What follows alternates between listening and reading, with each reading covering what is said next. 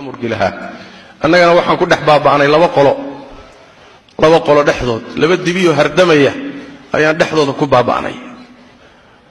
qolo kuraasi ka luntay oo waalan majaaniin ah kuraas baa waa shay miyir kale male ama inuu ku fadhiisto ama inuu dhinto oo taga mooyaane miyir kale male majnuunka kuraasta iyo jagooyinku waaleen waa qolo dan qabiil kama shaqeeyaan dan gobol kama shaqeeyaan dan wadanna kama shaqeeyaan laakiin waa danayste kursigaasay ka gashay maalinku helana waa xasilaya maalinku waayana waa dagaalamaya goormuu kaasi noqday mid ummad u taliya goormuusan noqday mid masaalix ummadeed xambaarsan fi'ada labaad iyo kooxda labaad waxa weeye waa niman ganacsata ah oo ummadani u afduuban tahay oo haddii nidaamba ummadda u soo noqdo rumaysan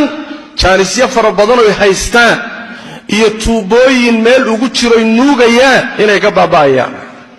sidaas daraaddeed nidaam oo dhan bay la dagaalamayaan inuu wax soo noqdo ummaddan isku soo noqotay la dagaalamayaan waxoogaa dhaqaalana waa haysteen oo xaraam ku soo gashay warma labadaas qolaan u afduubnaanayna ayna almasaalix markaasaa waxa weeye maalinba meel maalinba qaab maalinba weji maalinba si annagana waxaan ka dhammaan laanahay meeshan inaanu taxliilinno oo koox la safanno oo nuqolo la safanno oo qolo u dabacno war yaa lumaya dalkii baa lumaya oo ummaddii baa lumays oo masaalixdii baa lumays oo culayska saaran fiiri oo meesha la yaalla fiiri ma waxaa kuu quman inaad maanta mid safiih ah intaad garab istaagta aad afkaartiisa taxliiliso calashaan reer baa kaala dhexeeya calashaani kooxnimaa kaala dhaxaysa calashaani deegaan baa kaala dhexeeya war maxay taraysaa 30 sano ku dhowaad baa waxaa ku soo jirteen hadday meel idin gaarsiinayso in sheekadii cusub maalinba dhinac loo dhigo oo cuquusha yani waxa weeye la rogrogo oo nala wareeriyo iyadoo masaa'ibtaas oo dhan ummadda haysato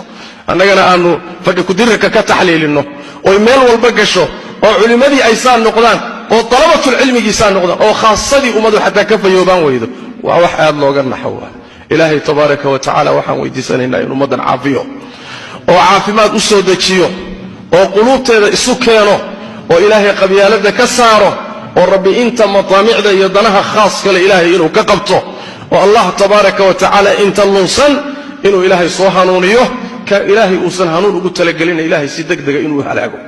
ilaahay midkuusan ugu talagelin hanuun oo ummaddan dhibkeeda ka shaqaynaya kuna danaysanaya ilaahay waxaan weydiisanaynaa inuu si degdeg